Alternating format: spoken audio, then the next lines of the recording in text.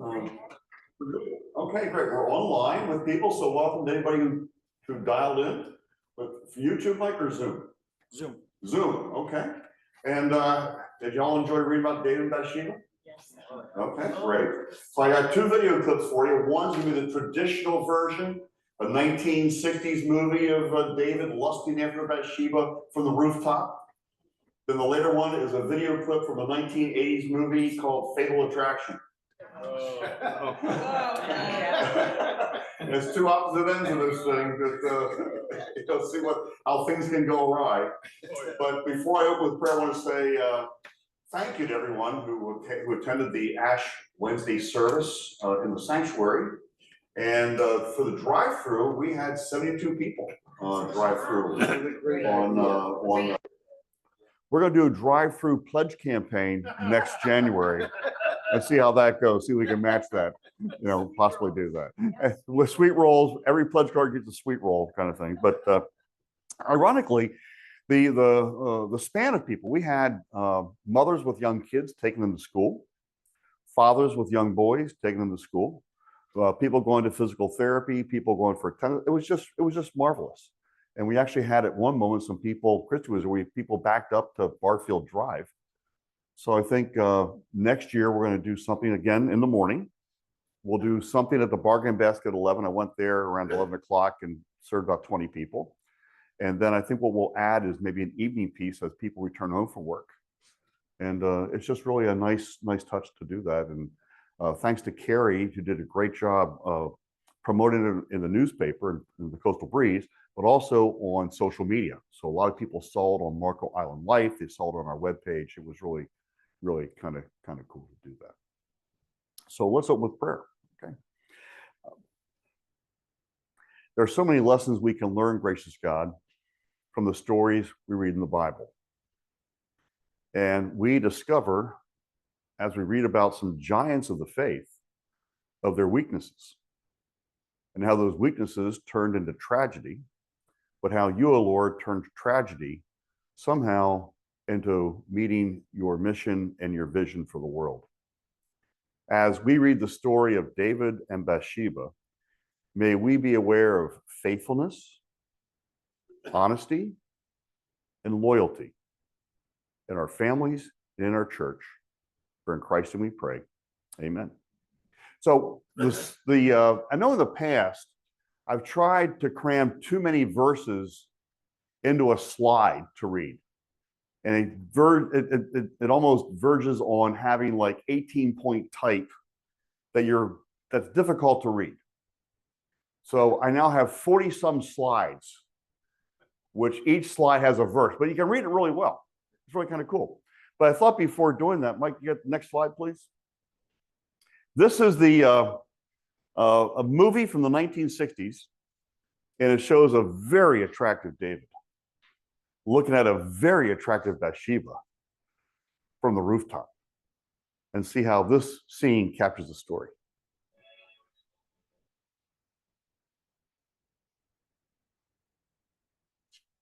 You good?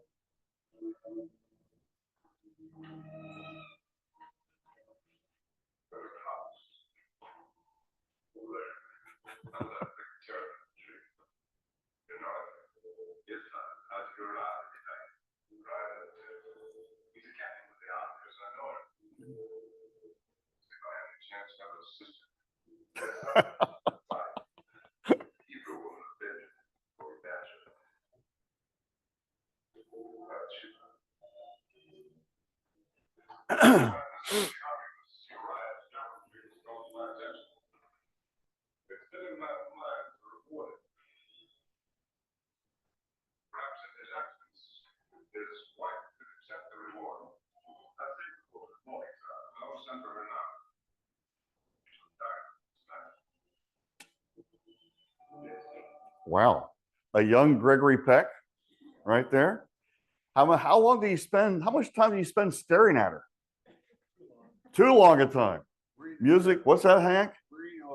Marina O'Hara. Staring at her for like 3 or 4 minutes, washing her hair, turning around, getting wrapped up, going out there. We shall have dinner tonight. Oh my gosh. So it's kind of crazy. So out of 2 Samuel chapter 11, begin with verse 1. In the spring of the year, the time when kings go out to battle, David sent Joab with his officers and all Israel with him. They ravaged the Ammonites and besieged Rabbah, but David remained at Jerusalem. Like, it happened late one afternoon when David rose from his couch and was walking about on the roof of the king's house that he saw from the roof a woman bathing. The woman was very beautiful. David sent someone to inquire about the woman. It was reported, this is Bathsheba, daughter of Eliam, the wife of Uriah the Hittite. Well, so what happened here? The fact that she was married didn't stop David from making a move, did he? Is that a good thing? No, not a good thing. Like, so David sent messengers to get her, and she came to him, and he lay with her. Now, she was purifying herself after her period. Then she returned to her house. The woman conceived, and she sent and told David, I'm pregnant. So David sent word to Joab, send me Uriah the Hittite, and Joab sent Uriah to David. When Uriah came to him, David asked how Joab and the people fared and how the war was going. And then David said to Uriah, go down to your house, wash your feet. Uriah went out of the king's house, and there followed him a present from the king. But Uriah slept at the entrance of the king's house with all the servants of his lord and did not go down to his house. When they told David, Uriah did not go down to his house, David said to Uriah, you've just come from a journey. Why did you not go down to your house? I.e., get together with your wife and have relations and make merry. Uriah said to David, the ark and Israel and Judah remain in booths. And my lord Joab and the servants of my lord are camping in the open field. Shall I then go to my house and eat and drink and to lie with my wife? As you live and as your soul lives, I will not do such a thing. So there's a piece of honor there, isn't it? So if you're at battle, in fact, there was a play my son was in that the women were going to withhold any kind of sexual relations with the men until they stopped fighting. What's the name of that play? It's based on Greek mythology. I forget the name of that play, but it was kind of a cool thing. So here, David's trying to trick Uriah because he got his wife pregnant. Uriah, it's your turn to go down there, and then maybe we can just do a bait and switch kind of thing. And Uriah how would you describe Uriah's behavior with this? He's a soldier. He has people at the front line. They are in the crappy place. They don't have food and drink like he does. They can't be with their wives. So it's kind of honorable the way he reacts, isn't it? He has some integrity. What's that? He has some integrity about this. So he's not going to violate some values and standards. He's actually more honorable than King David is. What's that? No question at this point. Mike? Lysistrata. Is that the name of the play? Lysistrata. I saw that like 30 years ago, 20 years ago at Lebanon Valley College. Anyways. Then David said to Uriah, remain here today also, and tomorrow I will send you back. So Uriah remained in Jerusalem that day. On the next day, David invited him to eat and drink in his presence and made him drunk. this guy's he's devious. Got him drunk. And in the evening, he went out to lie on his couch with the servants of his Lord, but he did not go down to his house. So Uriah had his still senses about him, not do anything nefarious. Go ahead. In the morning, David wrote a letter to Joab and sent it by the hand of Uriah. In the letter, this is crazy. He wrote, set Uriah in the forefront of the hardest fighting and then draw back from him so that he may be struck down and die. Yay, King David. He's ruthless. I mean, who acts that way? This is like something out of The Godfather. You know, it's like the same old kind of story that takes place. As Joab kept watch over the city, he assigned Uriah to the place where he knew there were valiant warriors to be killed. The men of the city came out and fought with Joab, and some of the servants of David among the people fell. Uriah the Hittite was killed as well. Then Joab sent and told David all the news about the fighting. He instructed the messenger, when you have finished telling the king all the news about the fighting, if the king's anger rises, and if he says to you, why did you go so near the city to fight? Who killed Abimelech, son of Jerubbaal? Did not a woman throw an upper millstone on him from the wall so that he died at Thebez? Why did you go so near the wall? Then you shall say, your servant Uriah the Hittite is dead too. So the messenger went and came and told David all that Joab had sent him to tell. The messenger said to David, the men gained an advantage over us and came out against us in the field, but we drove them back to the entrance of the gate. Then the archers shot at your servants from the wall. Some of the king's servants are dead, and your servant Uriah the Hittite is dead also. And David said to the messenger, thus you shall say to Joab, do not let this matter trouble you, for the sword devours now one and now another. Press your attack on the city and overthrow it and encourage him. The wife of Uriah heard that her husband was dead. She made lamentation for him. When the morning was over, David sent and brought her to his house, and she became his wife and bore him a son. Now, let's talk about David a little bit before I get to the questions.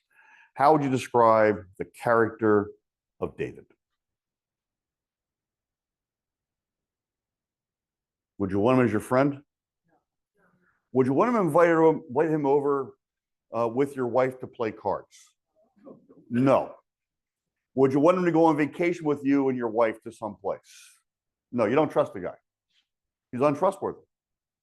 His heart is full of deception. What else about David? He's not honorable. When you say entitled, Shan, what do you mean by entitled?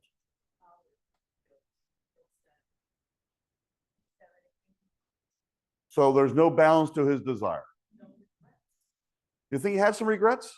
Anybody think David had regrets? Yeah, Marty? Okay. Oh yeah. Yeah. Yeah.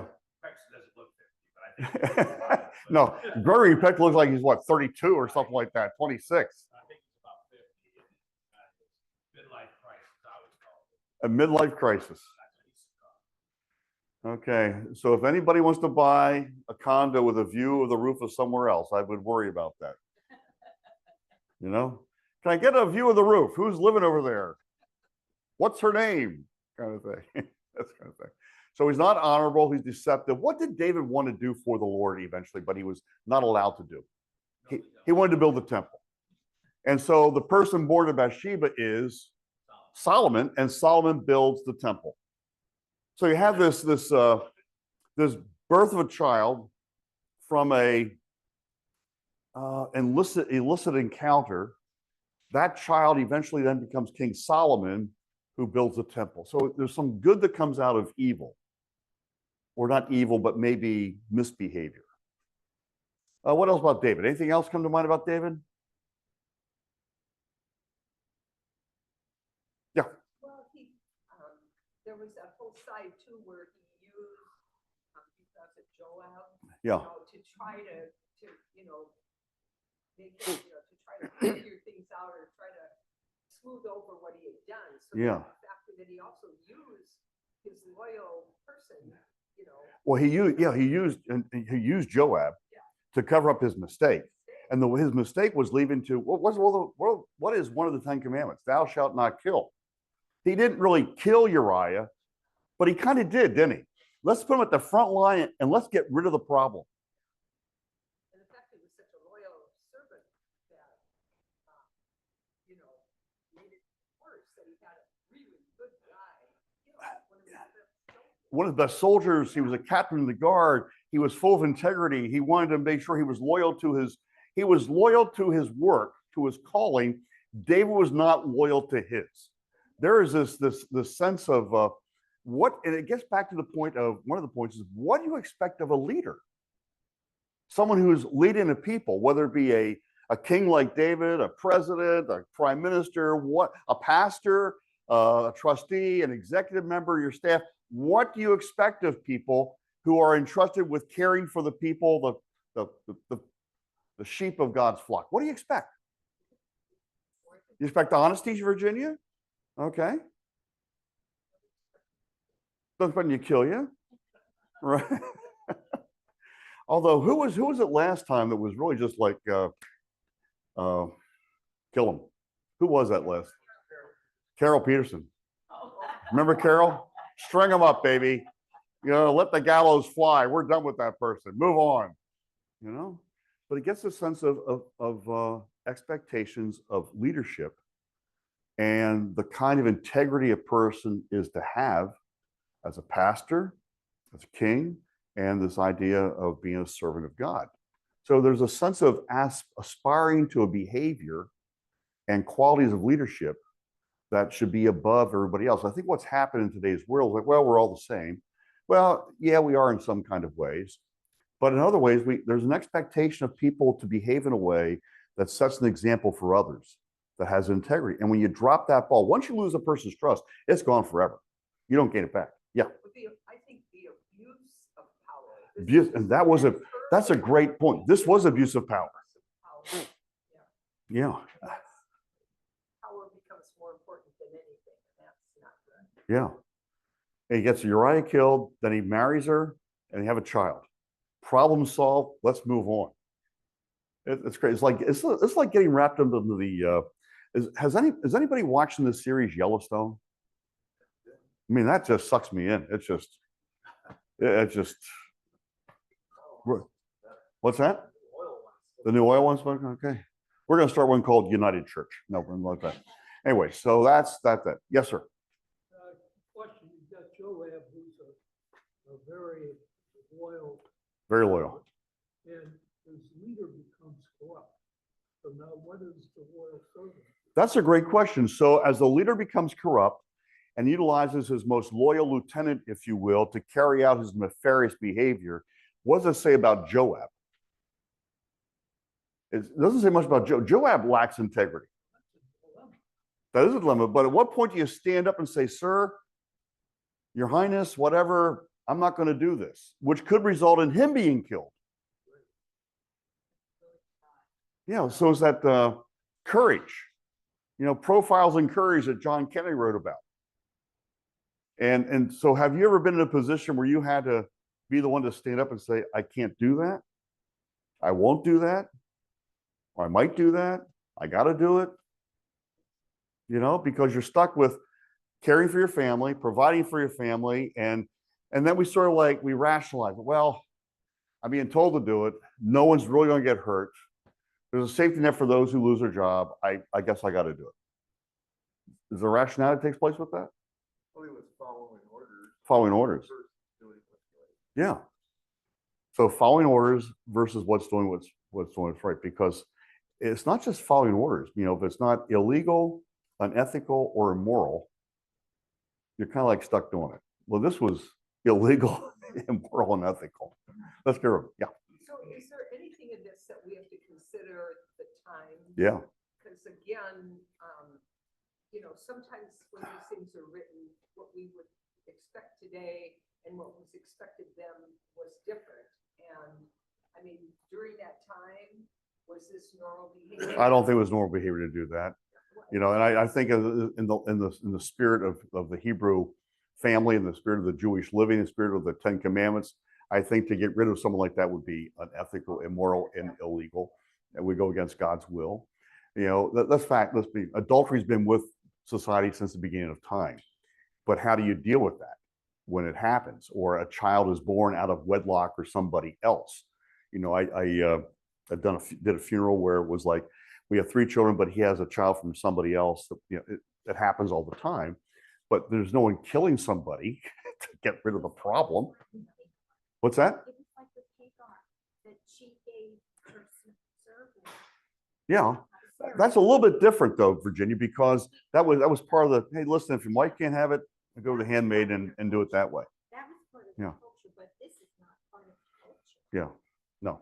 So let me show you a video clip from Fatal Attraction, which put the fear of God into every single man in America who ever thought about messing around.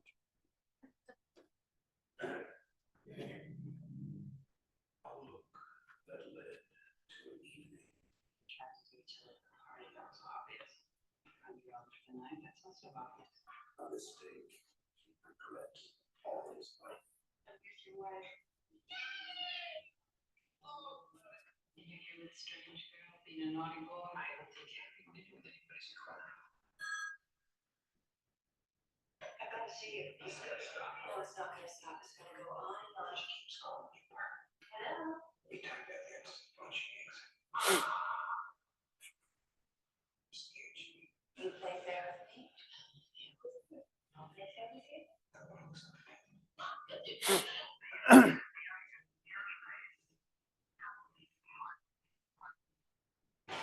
you ever come near my family again, I'll kill you. You understand?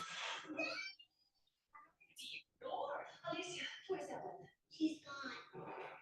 Whatever resentment she's feeling, she's probably got that in the system. She didn't get out of her system like that. Attraction. I guess he thought he got away with it. Well, you can.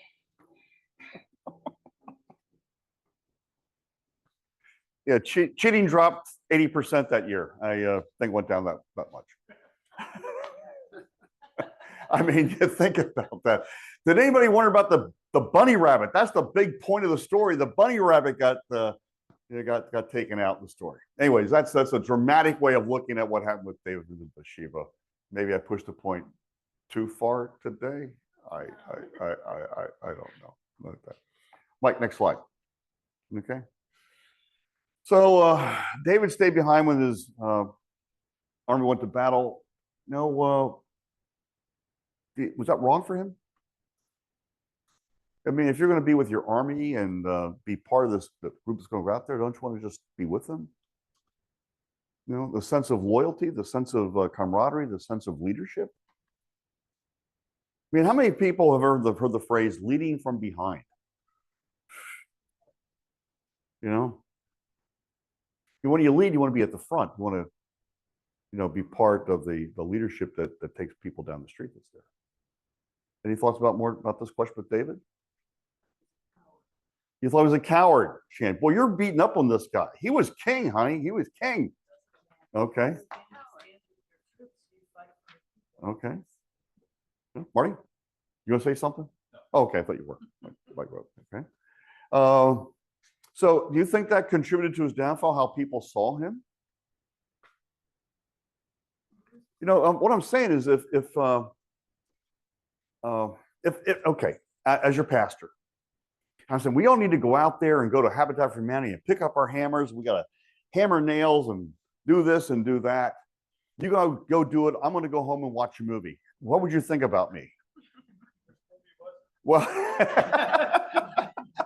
The Burbs with Tom Hanks. You know, you want a leader who's going to be with you, right? Yeah. You know, to say one thing and do another, it almost cheapens who you are as a leader. And I think David, he lost some credibility when he didn't go with him. Okay, next question, Mike. What does David's first reaction to seeing Bathsheba reveal about his character and desires? He's weak. He has no moral integrity. Some people say he's a man. He's a pig. He's a pig. Okay, I have a solidarity on that. Okay. But the fact that anything else that says about him? He didn't know boundaries, did he? He had no boundaries. Entitlement, but also the fact that in the movie with Gregory Peck, whose house is that? You're right, hit it. Does he have a sister? It's like, no. That didn't stop him, did it? I want to have dinner with her tonight. Anything else about his character and desires that reveal that? Anything else? Shannon?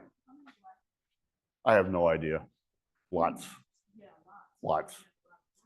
Yeah, but still, you don't go out and marry somebody else's wife and kill the husband. What's that? What's that?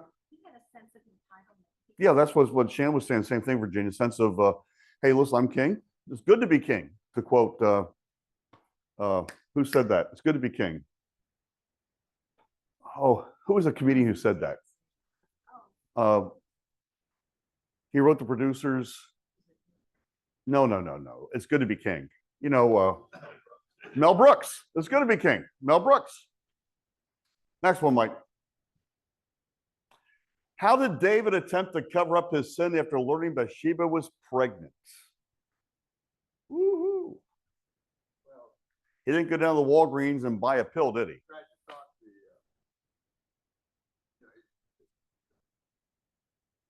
captain.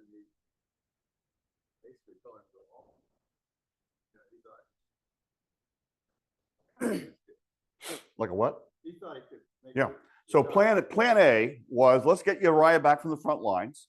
Hey, welcome back. You're doing a great job. And by the way, you know, why don't you go home, see your wife, you know, have some time with her, have some food, have some drink, and then that way it covers up. So Uriah then becomes a dad. Chances are the kid looked like David, but he had a child, you know, that kind of thing. And his plan failed because Uriah had some integrity. had too much honor. Yeah, I like that word, honor and integrity. Okay, so do you reach a point where honor and integrity become a cost? There's a price to pay for honor and integrity. Did Uriah pay a price for honor and integrity? I mean, you call up some things you want to do. Yeah. Have we lost a sense of, I mean, this might be this is a very general statement.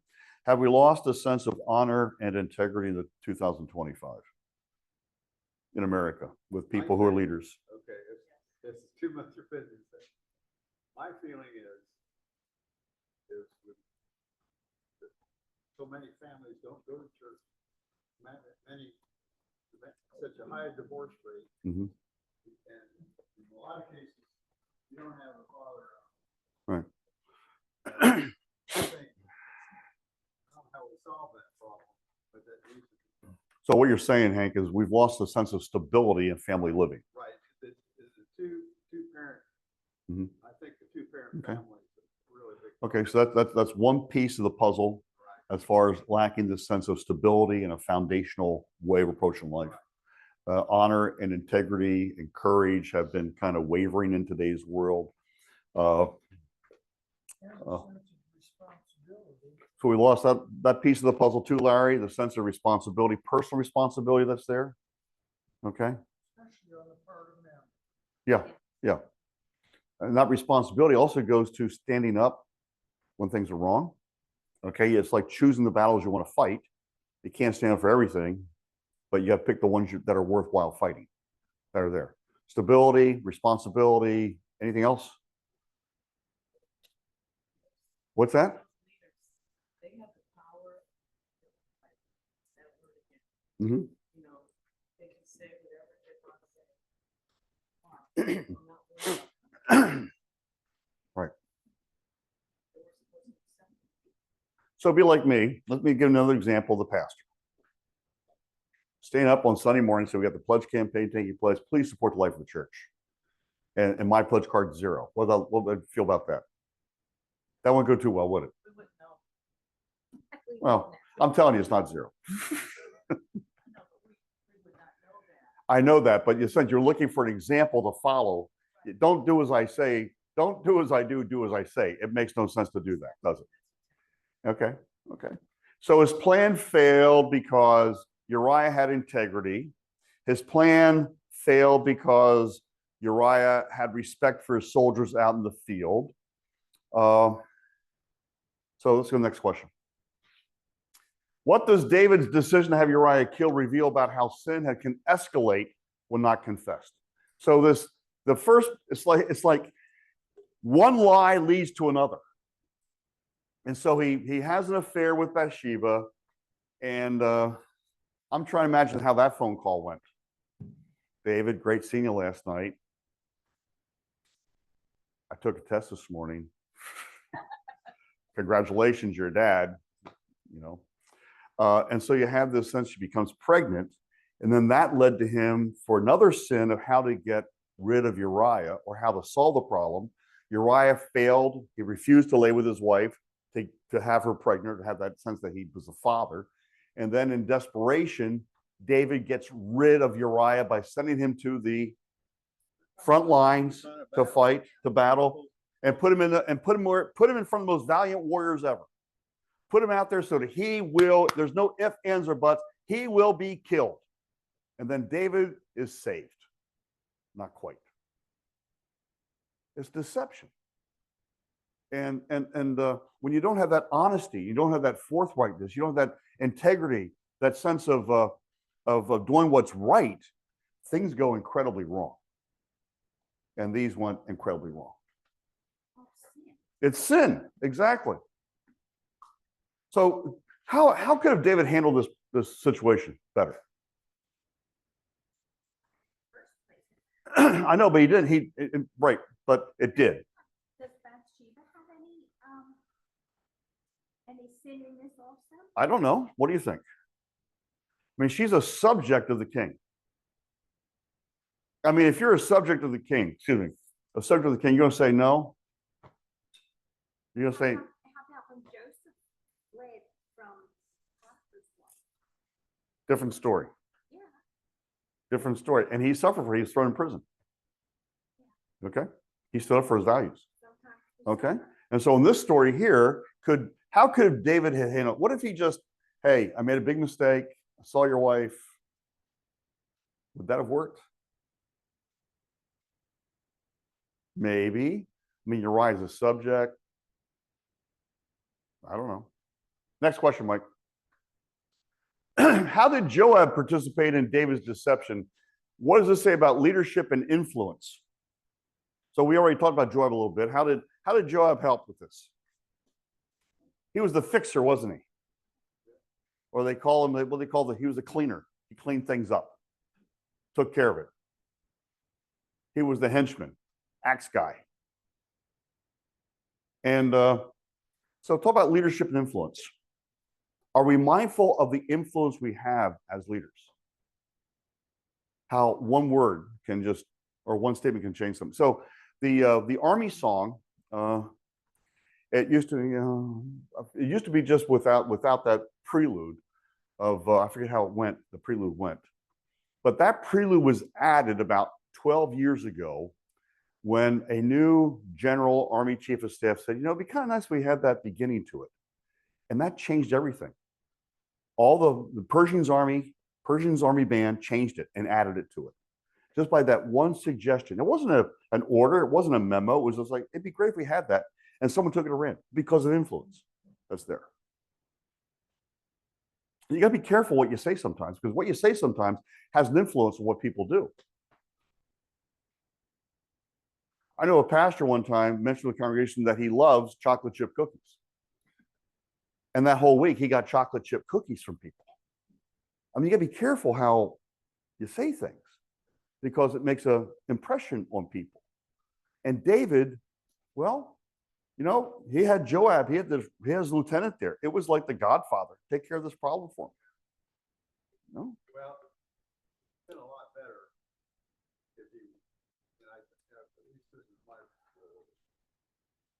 Well, Probably gonna make mistakes, yeah. But Hank, let's take this from this idea of a national, leader and a lieutenant. Take it down to the family level for a moment. Remember that this goes back to when they were trying to encourage people to stop smoking.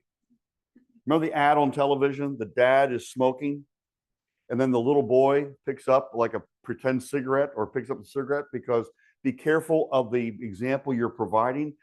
Grandparents and parents, just by our actions alone, provide an example for our children and our grandchildren. We are influencers in the way that we behave. So my dad, he didn't believe in seatbelts. Just didn't believe in them. He said, and his reason was, I don't want the government telling me what to do in my car. That was my dad's thing. Okay. And so when he would take the grandkids out for a drive, he didn't have them wear seatbelts, which infuriated the parents, including me. So he told the kids, we wear pretend seatbelts. Click. And that's what they did. It was wrong. But that was influence of a grandparent or grandkids. And we got to be very careful of the words we say, the actions we take, because it makes an impression on kids and grandkids alike. So this whole question is not just about a leader, King David and his henchman Joab. It's about how we are leaders in our families, in our church, and the influence we have on other people as well. And we got to be mindful of that. The words we use, the actions we take, how we solve problems, how we address issues. It's an example of who we are as people. It really shows our integrity. It shows how we operate. It shows our operating system, if you will, that's there. Next question, Mike. So how did Bathsheba react to the death of Uriah? What might her silence or actions suggest about her situation? Shall I read it to you? When the wife of Uriah heard that her husband was dead, she made lamentation for him. What does that mean? She mourned. And when the mourning was over, David sent and brought her to his house, and she became his wife and bore him a son. So she was sad, but she's in a situation where, okay, I'm a subject, I'm going to marry David. What else were her options?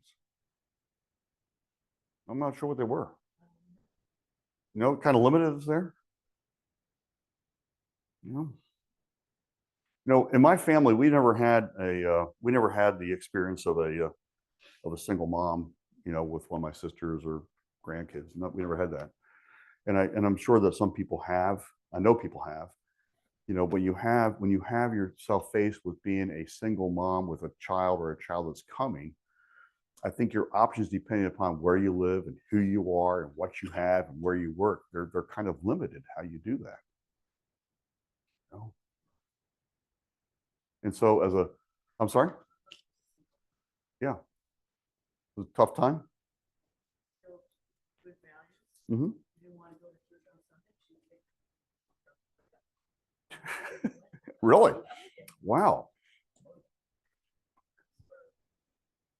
Okay.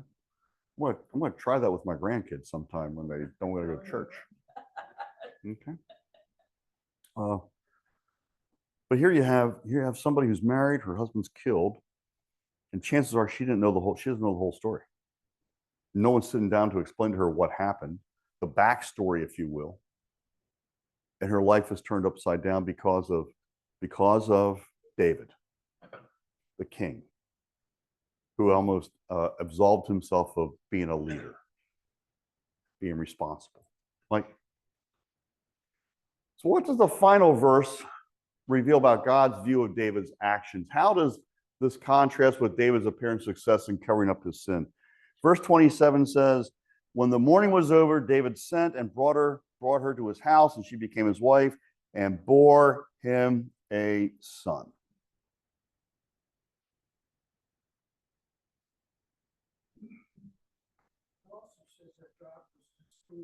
Yeah. You want to tell me more about that, Larry? Say more about that? I think it's quite simple.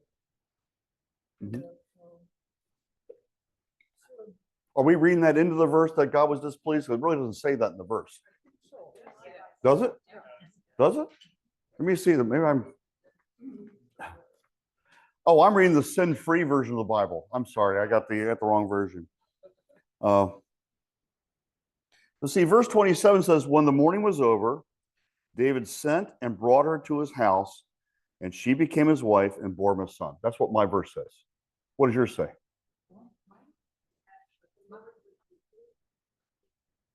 What verse is that? That was right after that. The thing David had done to please the Lord. Wow. Mine said. Mine doesn't have that in here. Must be the Presbyterian version of the Bible. We don't talk about sin. So read verse 27 for me one more time. Who has it?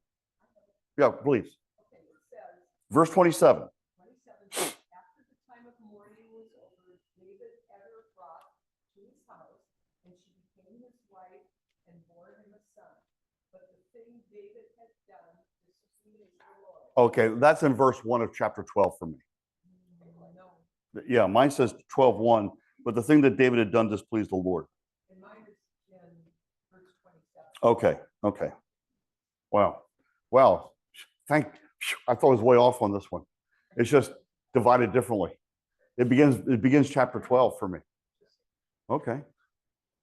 So what's God's view of David's actions? What's God's view of David's actions? He's displeased. Have you ever felt that God was displeased with the actions you've taken? And have you ever had that sense of guilt and shame of doing something that you shouldn't have done? You may not want to raise your hand on this one. Or just write it down and give it to me personally so I learn something new about you today. Oh, Marty, yeah, I gotcha. That kind of thing. Displeased actions. Instead of talking personally, what if we said, what would be some of the displeasing actions of a body of believers in God's eyes? What would be some things that a church would do that would be displeasing in God's eyes? Not excluding some people from entering worship, not being engaged in the community.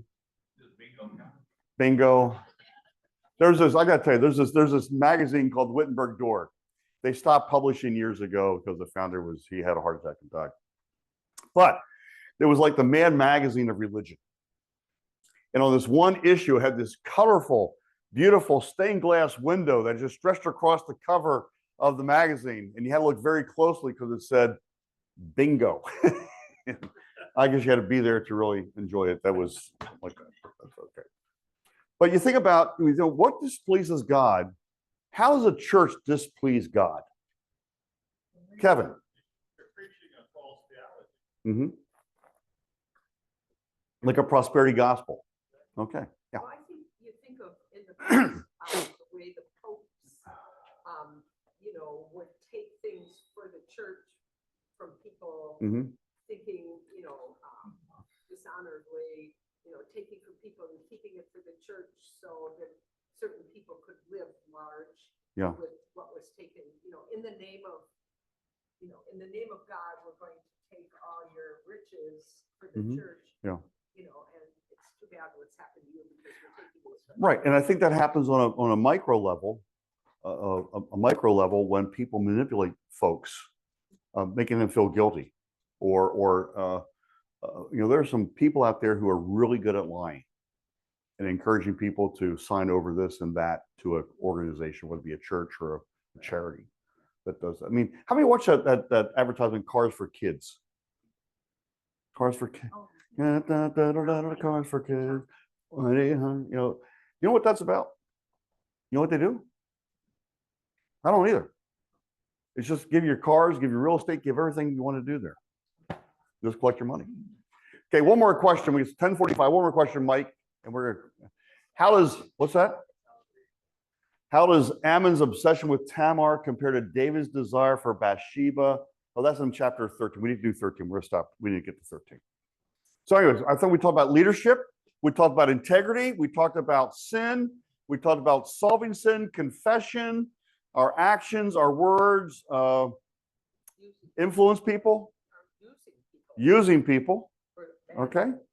Okay. So somebody summarize today's lesson for me. Just give me one sentence summary. Kevin. Choices and consequences. Truth or consequences. Sounds like a town in New Mexico. Virginia. There is a town in New Mexico named Truth or Consequences. Okay. Yeah. I think we go back to the beginning of the story and David really, David. yeah, David really wanted to build the temple. He wanted to do that. Ain't gonna happen. It didn't happen.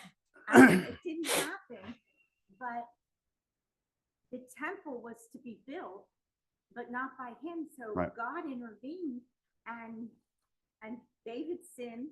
He didn't get to build the temple, but he had a son that He built did. it. Solomon did it. So it's still God's plan was not thwarted. Exactly. God's plan was not thwarted by the dysfunctional behavior of David. God's plan will unfold regardless. Point. Yes, sir. Last comment, What an observation. please. This story and others in the Bible sort of reminds me that the more successful we are in this world, finding power, money, health, all those things, the more susceptible we become to fall. Yeah. Because we think we're in charge. We think we're in charge. Larry, you get the last word. The last word. Obviously, the bottom line is sin has its consequences. Mm-hmm. But being in the season of Lent that we are, we know that that's not the last word. Right. And it's interesting, Jesus was called the Son of David. Yeah. Because he came out of The lineage of the House of David. Yeah. So this is not the end of the story. No, but the story has a lot of lessons for us to learn. Psalm 51. Yep. It's a psalm of confession. Yeah. Yeah. You read Yeah. in your clean heart, O God. Yeah. Psalm 103. As far as the east is from The west. the Psalm of David. Yeah. Yeah. So far has God removed our transgressions Yeah, from us. yeah. Well, thank you. Let me close in prayer. Okay. Gracious God, we're thankful for these lessons we learn.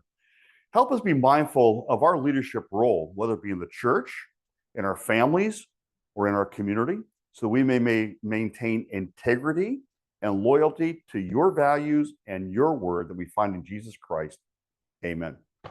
Have a great day. There's no meeting next week. I'm away next week, and then we'll resume. I'll send out the study guide for March. Today's what, the 6th, 13, 20, the 20th, March 20th. Okay. Thank you. Have a great United Church Day.